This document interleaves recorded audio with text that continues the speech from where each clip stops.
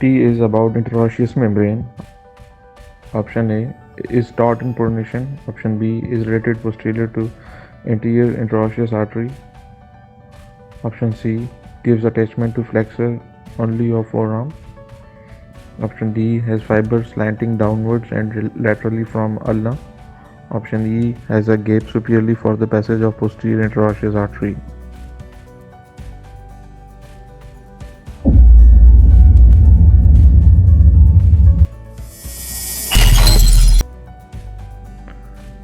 The correct answer in this scenario is option E, has a gap superiorly for the passage of posterior interosseous artery.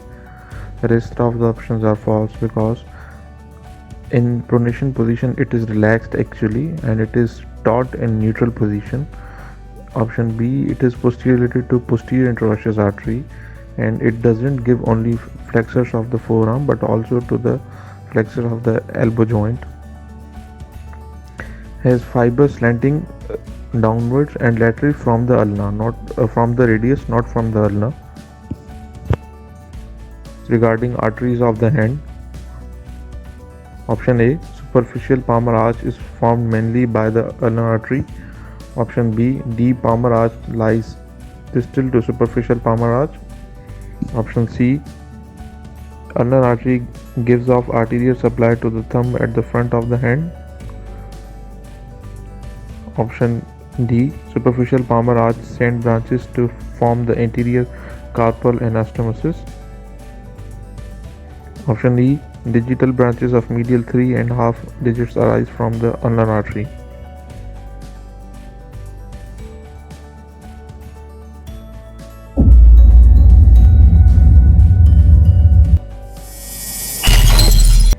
The correct answer in this scenario is option A, superficial palmar arch formed mainly by the ulnar artery.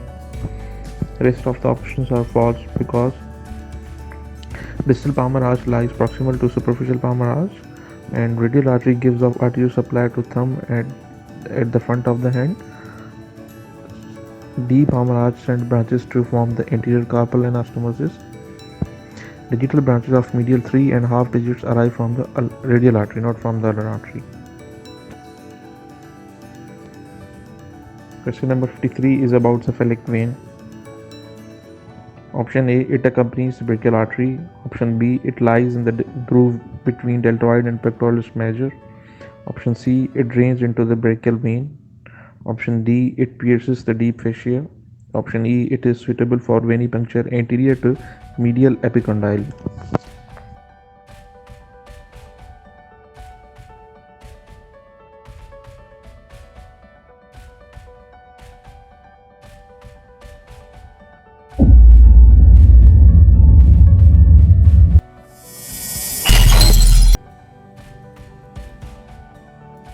The correct answer in this scenario is option B. It lies in the groove between deltoid and pectoralis major. That is also known as deltopectoral groove. Option A is false. Option C, it drains into the axillary vein, not in the brachial vein.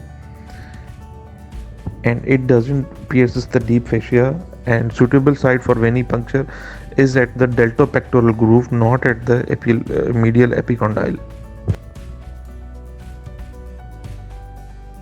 Question number 54 is about a middle-aged person having passed his holiday in night in garden, where he slept by keeping his right arm against a chair.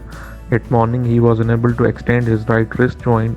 The nerve most likely to be injured is option A, axillary nerve. Option B, median nerve. Option C, musculocutaneous nerve. Option D, radial nerve. Option E, ulnar nerve.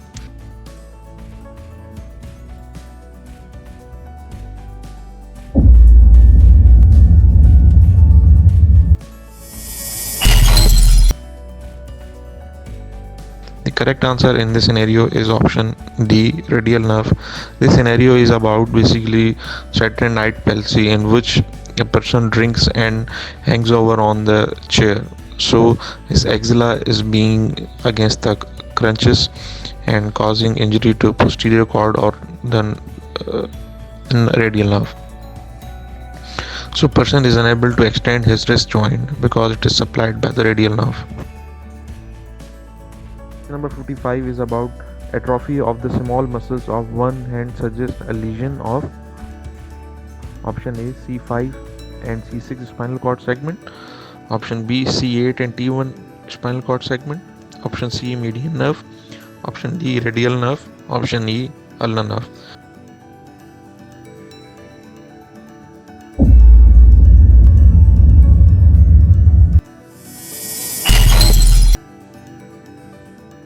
The correct answer in this scenario is C8 and T1 spinal cord segment, that is option B, because these segments supplies the intrinsic muscles of the hand, also called as small muscles of the hand.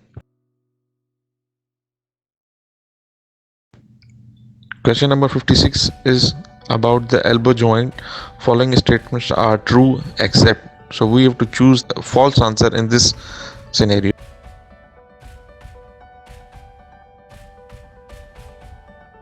Option A, active extension of the forearm is lost in injuries to the radial nerve in the axilla. Option B, biceps brachii is the chief flexor of supinated forearm. Option C, extension is assisted by muscle enconius. Option D, flexion of the forearm is not possible when the musculocutaneous nerve is severed. Option E, the chief flexor of the forearm in prone position is the biceps brachialis muscles.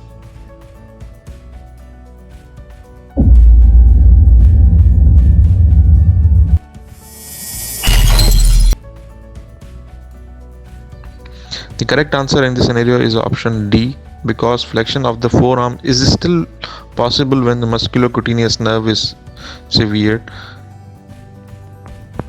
Question number 57. A patient has laceration in his hand between thumb and index finger. Infection of this wound spread to which nodes?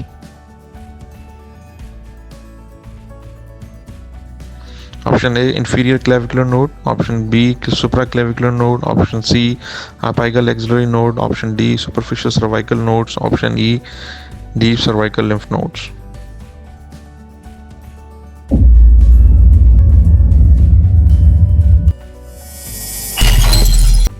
The correct answer in this scenario is option A, because the lymph node drainage from the thumb and index finger is toward inferior clavicular nodes. You can also appreciate in the figure mentioned here.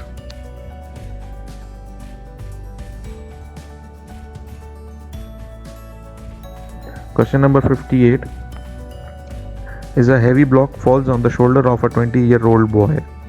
Subsequently, radiology shows a fracture of the clavicle. Muscle not likely to suffer injury is. So basically this is question about the muscular attachment of the clavicle. Option A is deltoid, option B is trapezius, option C is sternocleidomastoid, option D is pectoralis major, option E is brachialis.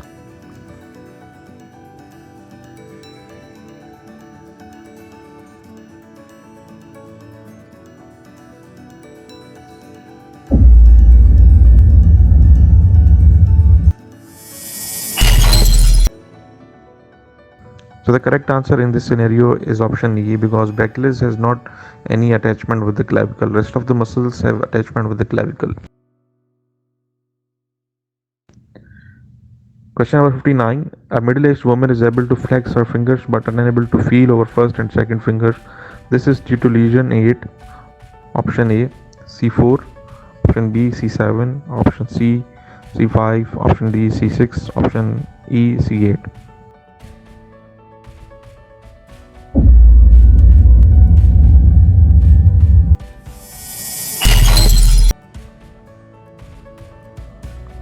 The correct answer in this scenario is option D, C6.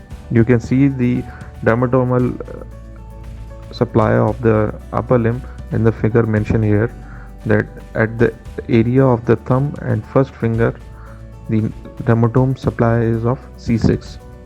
This is very important. Need to remember the dermatomes of major dermatomes of upper limb, lower limb, trunks, because you will get any scenario, one or two scenario from the anatomy in your exam from the dermatomal supply. So this is very important. Question number 60 is about a 21 years old female complains of pain over shoulder radiating to lateral half of dorsum of hand. This is likely due to option A, carpal tunnel syndrome, option B, ischial anterior muscle cramps, option C, upper thoracic spondylosis, option D, peripheral neuritis affecting 8th cervical and 1st thoracic nerves, option E, first cervical rib.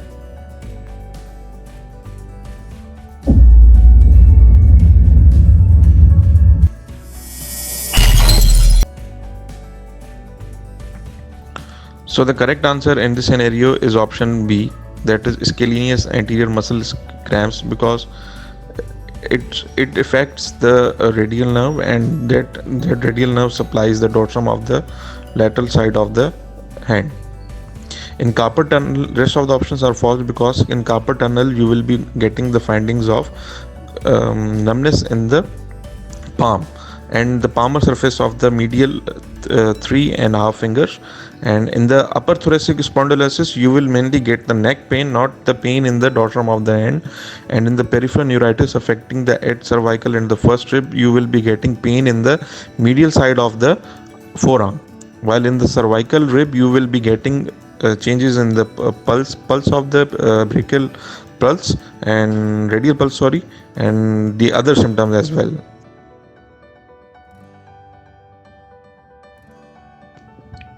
Question number 61. A 27-year-old construction worker with a history of trauma to the upper limb about 2 months ago presents to the clinic for follow-up. When the examining physician asks him to raise his arm from his side, he can't start the movement, but he cannot bring the arm to the shoulder level. A fracture at which of the following location has most likely occurred? Option A, distal radius, option B, proximal third of clavicle, option C, proximal ulna, option D, shaft of humerus, option E, surgical neck of the humerus.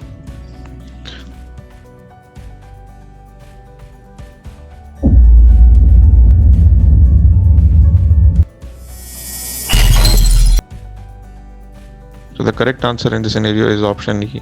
At the surgical neck of the humerus, the axillary nerve is rotating around and it supplies the deltoid, which helps in the abduction of the shoulder joint. Rest of the options are false, because distal radius and proximal ulna has no relation with the deltoid, and although shaft of humerus has relation with the deltoid, but the nerve which crosses at the region of surgical neck of the humerus, that is axillary nerve. Question number 62 is damage to which nerve causes loss of flexion of forearm? Option A, radial nerve, option B, axillary nerve, option C, musculocutaneous nerve, option D, deep branch of ulnar nerve, option E is ulnar nerve.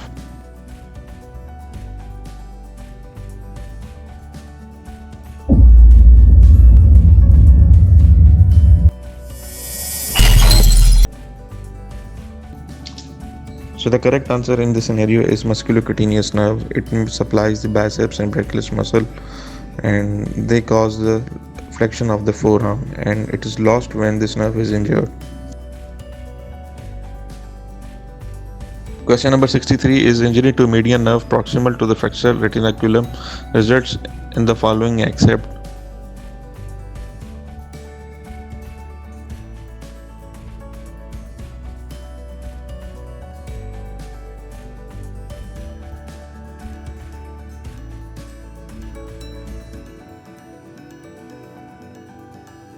Option A, inability to bend the terminal phalanx of the thumb. Option B, loss of flexion of metacarpophalangeal joints of second and third digits. Option C, loss of a position of thumb. Option D, loss of sensation on lateral part of palm. Option E is paralysis of abductor pollicis brevis.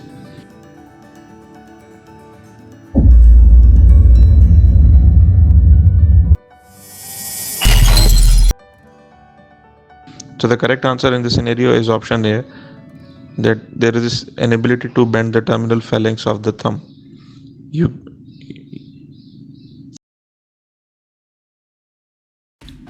Question number 64. The muscle that will compensate in part of paralysis of the supinator muscle is option A, anconeus, option B, biceps brachii option C, brachialis muscle, option D, extensor carpi ulnaris muscle, Option D E is triceps brachii muscle.